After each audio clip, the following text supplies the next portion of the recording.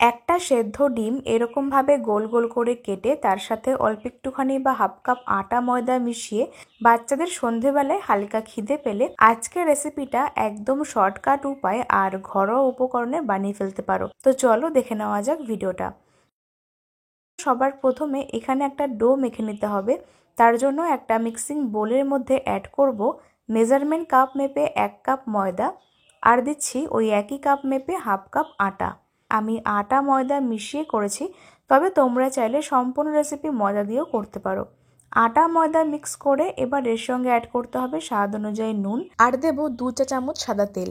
ময়ামটা খুব ভালো মতন করতে হবে, তার জন্য তেলের পরিমাণটা একটু বেশি করে অ্যাড করে নুন আর তেলটাকে দিয়ে আটা ময়দার সাথে খুব ভালো করে মিশিয়ে নিতে হবে।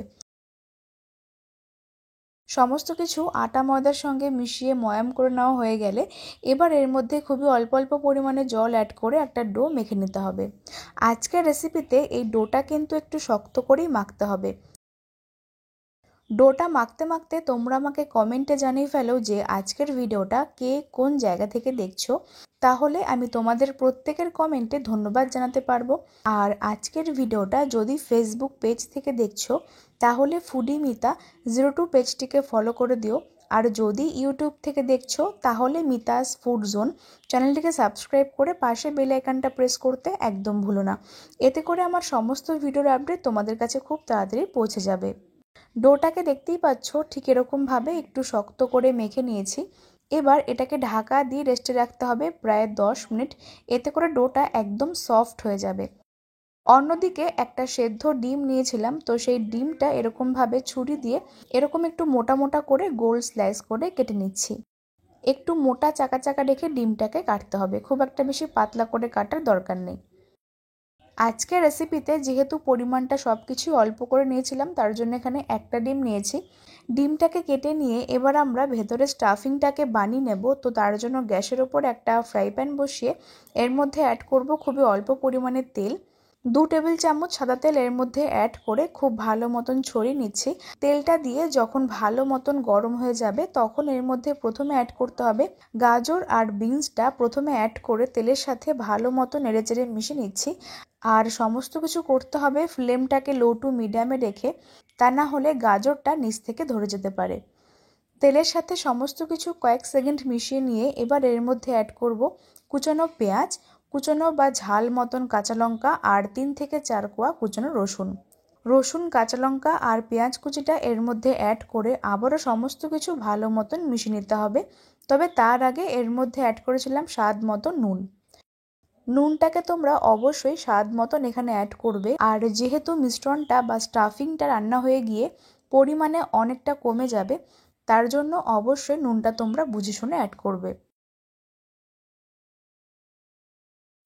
গ্যাসের ফ্লেমটা এই সময় একদম লো টু মিডিয়ামে রেখে স্বাদ মতো নুনটাকে অ্যাড করে খুব ভালো মতন মিশিয়ে নিতে হবে যতক্ষণ না সবজিগুলো হালকা সফট হয়ে আসছে। নুনটাকে দিয়ে ভালো মতন মিশিয়ে নেওয়া হয়ে গেলে মাঝখানে এর মধ্যে অ্যাড করেছি সামান্য পরিমাণ গোলমরিচের গুঁড়ো, আর দিয়েছিলাম 1 টেবিল চামচ ডার্ক সয়া সস। টেস্টের ব্যালেন্সের জন্য সামান্য কয়েক দানা চিনি। আজকের স্টাফিংটা বানাতে খুব একটা বেশি উপকরণ লাগবে না, সামান্য কয়েকটা উপকরণ দিয়ে একটা দারুণ স্টাফিং তোমরা বানিয়ে ফেলতে পারবে। সমস্ত কিছু দিয়ে সবজির সাথে খুব ভালো মতো নেড়েচেড়ে মিশিয়ে নিতে হবে যতক্ষণ না সবজিগুলো একদম নরম হয়ে যাচ্ছে। তোমরা চাইলে আজকের রেসিপিতে ক্যাপসিকাম কুচি অথবা আলু একদম ভালো মতন গ্রেট করে এখানে অ্যাড করতে পারো। তো স্টাফিংটা এখানে রান্না হয়ে গেলে এবার একটা প্লেটের মধ্যে নামিয়ে কিছুক্ষণ ঠান্ডা করতে হবে। এটা পুরোপুরি ঠান্ডা হতে হতে অন্যদিকে যে ডোটাকে আমরা আগে থেকে মেখে রেখেছি সেই ডোটাকে আরেকবার ভালো করে মেখে এর থেকে বেশ কয়েকটা লেচি কেটে নিচ্ছি। আজকে রেসিপি তৈরি করার জন্য লেচিগুলো কিন্তু খুব একটা বেশি বড় করার দরকার নেই, একটু ছোট ছোট করে লেচিগুলোকে কাটলেই হয়ে যাবে। তার জন্য ঠিক এরকম সাইজ রেখে লেচিগুলোকে কাটতে হবে। সন্ধ্যের স্ন্যাক্সে হালকা পাতলা অথচ মুখরোচক কিছু খেতে চাইলে আর বাইরে যেতে না ইচ্ছা করলে আজকের রেসিপিটা একদম বাড়িতেই আর সিম্পল কিছু ঘরোয়া উপকরণ দিয়ে বানিয়ে ফেলতে পারো। খেতে কিন্তু হয় এক কথায় ফাটাফাটি, বাচ্চা থেকে শুরু করে বড়রাও কিন্তু খেতে খুবই পছন্দ করবে। লেচিগুলোকে কেটে নিয়ে হাতে খুব ভালো মতন গোল পাকিয়ে নিচ্ছি, এতে করে আমাদের বেলতে সুবিধা হবে। সবগুলো লেচি একই রকমভাবে হাতে গোল পাকিয়ে নেওয়া হয়ে গেলে এবার তার থেকে একটা লেচি নিয়ে আমরা বেলে নেব, আর বাকিগুলো এরকমভাবে ঢেকে রেখে দিচ্ছি, তা না হলে ওপরের পরতটা শক্ত হয়ে যাবে, তখন বেলতে অসুবিধা হবে। তো আমি এখানে একটা লেচি নিয়ে নিয়েছি, তারপরে শুকনো ময়দা ছড়িয়ে বেলে নিতে হবে। খুব একটা বেশি মোটাও করব না, আবার একদম পাতলাও করব না, মোটামুটি পুরুত্ব রেখে বেলতে হবে, আর সাইজ একটু ছোট করেই বেলতে হবে। দেখতেই পেলে একটা রুটি কত সুন্দর মতন বেলে নিয়েছিলাম, আর বাকিগুলো আমরা একই রকম ভাবে বেলে নিচ্ছি। তোমরা চাইলে এখানে ছোট ছোট করে লেচি কেটে এরকম ভাবেও বেলতে পারো, অথবা বড় করে বেলে তার উপরে একটা বাটি বসিয়ে ওর মাপ করে কেটে নিতে পারো, তাহলেও কিন্তু কাজটা একই রকম হবে আর শর্টকাটেও হয়ে যাবে। তো দু রকম ভাবে তোমরা কাজটা করতে পারবে, যার যেরকম ভাবে সুবিধা। সবগুলো রুটি একই রকমভাবে বেলে নেওয়ার পরে এবার এর ওপরে যে স্টাফিংটা আমরা আগে থেকে বানিয়ে ঠান্ডা করতে দিয়েছিলাম, সেই স্টাফিংটা প্রত্যেকটা রুটির ওপরে 1 টেবিল চামচ করে অ্যাড করে দিচ্ছি। স্টাফিংটা তোমরা যার যেরকমভাবে পছন্দ সেই মতন পরিমাণটা কম বেশি করতে পারো। প্রত্যেকটা রুটির ওপরে মাঝ বরাবর 1 থেকে 1.5 টেবিল চামচ করে স্টাফিং দিয়ে দিয়েছিলাম। তারপরে যে সেদ্ধ ডিমটাকে আমরা গোল গোল করে কেটে নিয়েছি, সেই ডিমের স্লাইসগুলো এর ওপরে একটা একটা করে বসিয়ে দিতে হবে।